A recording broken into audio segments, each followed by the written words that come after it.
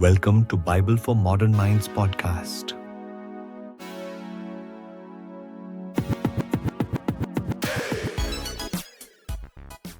Welcome back to the deep dive. Today we're taking on a question that sounds, well, deceptively simple on the surface. It really does. But it's a question that has defined millennia of, philosophy and faith. Does God have a name? And if he does, why does it matter? Exactly. Why is that specific name so critical beyond just, being a word on a vocabulary list? Well, this is a truly foundational deep dive. I mean, it really is, because asking this question, it forces us to stop talking just about religion. And start talking about reality. Our mission today is to move past that vague, abstract idea of God as just a force or cosmic energy or something. Or a vibration, yeah. We are looking for identity, for nature, personality, and the foundation for a real relationship. Because if the source of reality has revealed itself, it shifts from being this abstract something we just think about to a knowable someone who desires or maybe even demands a connection. Exactly. A name implies personhood. It implies intention. And it absolutely implies the capacity for a two-way relationship. Right. If God were just some distant, indifferent thing, there would be zero reason to reveal a personal identifier. The name itself is an invitation. So let's start with a really necessary distinction, one that I think most people confuse. Okay. When we use the word God, we're using a title, right? Not a personal name. That is the essential starting point. God is a category. It's a description of a position like king or president. It tells you the role, but nothing about the person in that role. Precisely. It tells you about authority, but it doesn't tell you who you're dealing with. If you say, I believe in God, you still haven't really said who you believe in. Or what that deity is even like. To know that, you need the name. You do. And this gets us to the philosophical weight of what a name even is, which is so much more than just a label. There are, 4 core functions here? We can break it down into 4, yeah. First, a name has to identify. It separates one thing from all other things. Okay, simple enough. Second, it reveals nature or character. I mean, in ancient cultures, names weren't random. They often carried meaning about a person's destiny or their core identity. Right. Third, it distinguishes. It creates a boundary between what is known and what is unknown. And fourth, and this is crucial, it forms the basis for a relationship. A personal one. A personal one. Yeah. If you know my name, we can have a real conversation. If you only know my title, it's formal. It's transactional. What's fascinating to me is that this human instinct to name the divine, it's universal. Oh, completely. You look at the Greeks with Zeus or the Egyptians with Ra, or even a concept like Brahman in Hinduism. Humans have always tried to put a label on the deity. That's humanity reaching up, trying to capture something infinite in a finite word. Naming is how we begin to understand something. Or maybe even control it. Or control it, yes. But here is the massive paradigm shift we have to talk about. Okay. In almost every other context, humans are the ones naming the gods. They're describing what they imagine a deity is like. But in the sources we're looking at today? God names himself. So it flips from human imagination to divine initiative. Exactly. It's not about us figuring it out. It's about him revealing himself on his own terms. And in doing that, he sort of defines the terms of our existence. Before we get to that ultimate revelation, let's address a common point of confusion. The name Elohim. Right. A lot of people assume this is God's first name, since it's right there in the very first sentence of Genesis. And Elohim is critical. In the beginning, Elohim created the heavens and the earth. But you're right, it's not a personal name, it's another title. What does it signify? It signifies immense power, majesty, supremacy. Think of it as the Almighty, or the one who is mighty. It's descriptive of what God is like. So it's describing his capacity, not his personal identity. Exactly. And what's interesting, grammatically, it's a plural noun used with singular verbs. Some think that suggests a fullness of power, or maybe even a hint of a divine counsel. But the point is, it's still what he is like, not who he is. Okay, so we have the title God, the descriptive title Elohim, which means we're still looking for the personal name. We are. And that search brings us to one of the most monumental moments in any text. The burning bush. Exodus 3. This is the moment. Moses encounters the divine in the flames, and he asks the ultimate identity question. He's standing there, facing the immense power of Elohim. Right. And he realizes he needs something more personal for his people. He asks, when I go back and they ask me, what is the name of the God who sent you? What am I supposed to say? And the response he gets isn't a simple label like Zeus or Jupiter. Not at all. It's deeply philosophical. God's answer is, I am, WHO, I am. Which is then condensed into the personal sacred name. YHWH. The 4 Hebrew letters, the tetragrammaton, often pronounced Yahweh. Okay, I have to challenge this for a second. Please. If the whole goal is intimacy and relationship, why give a name that sounds so deliberately philosophical? I am WHO I am. Why not just a simple, clear label? Doesn't that kind of contradict the idea of a simple relationship? That's a brilliant question, and it really gets to the heart of this whole deep dive. The thing is, God couldn't give a simple transactional name. Why not? Because any finite simple name would immediately limit him. It would put him in a box that humans created. By declaring, I am, WHO I am, he is basically stating his independence from all our categories, all our limitations. He's defining himself as the reality behind all definitions. So let's unpack that. Let's get into the profound meaning inside I am, WHO I am.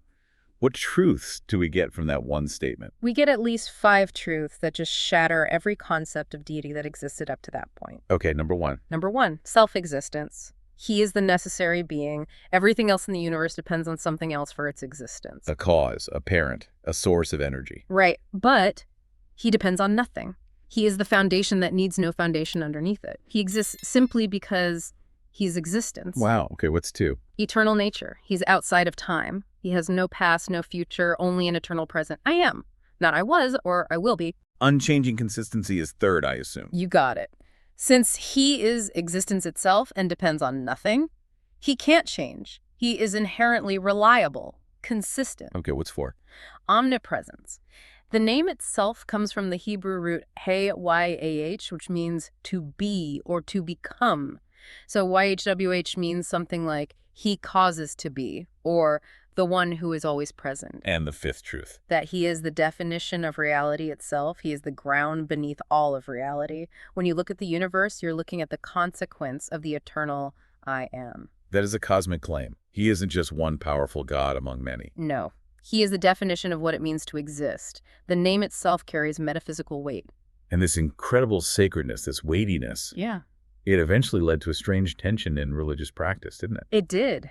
Out of profound reverence, the name YHWH became seen as too holy to be spoken aloud. So people started replacing it with titles. Right, like Adonai, which means Lord, or just Hashem, which literally means the name. But this had a technical consequence that permanently changed how we see the name today.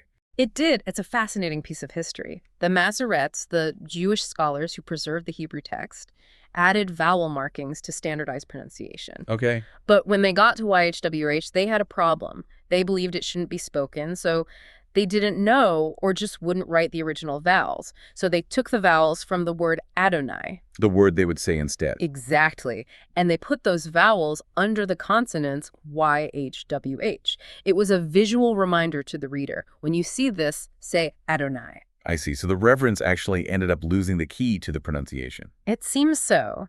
And that's why, much later, readers who didn't understand this system combined the consonants of YHWH with the vowels of Adonai and got the word Jehovah. Which is really a linguistic error. A linguistic hybrid, yes.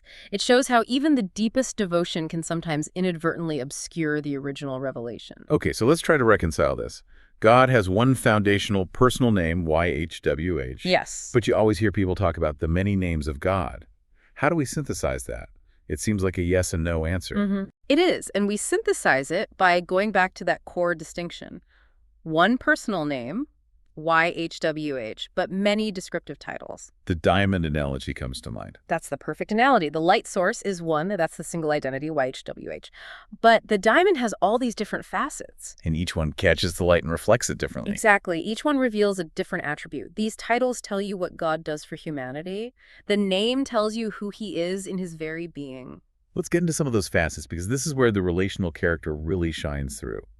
It connects his eternal identity to our immediate human needs. This is where the name becomes a promise. For example, you have titles that combine YHWH with a specific action, like Yahweh Rapha, Which means? the Lord who heals.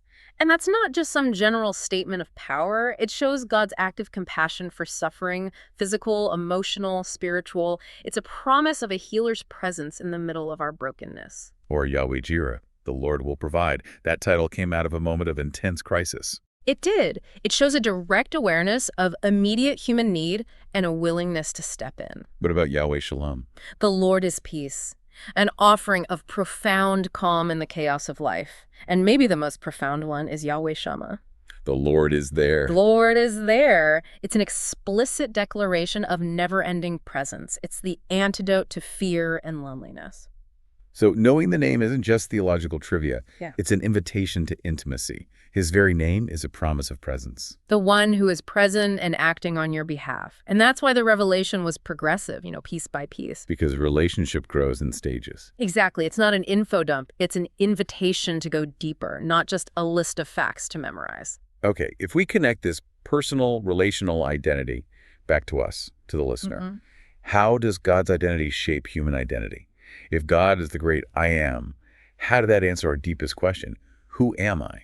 Well, you can't truly answer who am I until you understand who is God. If he is the source of all existence, the eternal I am, then we are the great I am not. We aren't eternal. We aren't self-existent. We are not the source of our own meaning. And that should be humbling, but it's also incredibly empowering. How is it empowering? Because if we were created by the purposeful I am, then we are created with purpose. I see. If he is the consistent, unchanging Father, then we are inherently valued, not just some cosmic accident.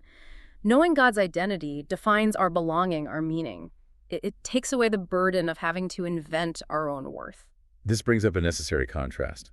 In our modern world, a lot of people are uncomfortable with the personal, named God. Right. So they use abstract concepts instead. The universe, Yeah. cosmic energy, the force. Yeah. What's the critical difference between the personal YHWH and these ideas? The difference is consciousness, intention, and morality. When people talk about the universe, they're talking about an impersonal, unconscious system. A system of physics. Exactly. The universe cannot love you. It can't hear your prayers. It can't judge injustice or guide you with intention.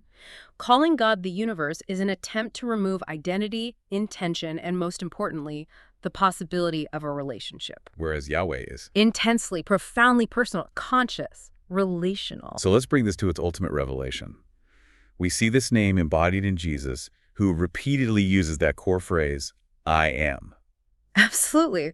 Jesus isn't a different God. He's the clearest, most complete image of the invisible YHWH we could ever have. Even his name, Jesus, Yeshua, means something specific. It means Yahweh saves, or YHWH is salvation. It shows God's heart is to be a rescuer. And when Jesus makes these incredible declarations like, before Abraham was, I am, Or I am the light of the world. he is intentionally stepping into the same metaphysical shoes as the God of Exodus 3. He wasn't starting a new religion so much as revealing the eternal, self-existent I am in a form we could finally grasp.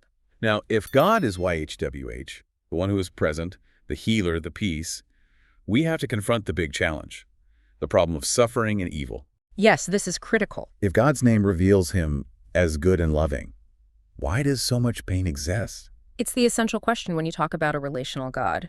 His name reveals his nature, which is good, but it doesn't remove the reality of human free will, of consequences, or the brokenness of the world. Suffering is an intrusion into the perfect reality that YHWH defines. So if the name is a promise, what is it promising in the face of that pain? It's promising presence. The name YHWH promises that he is not distant. He is not the one who prevents all pain, Okay. the one who sustains us through it.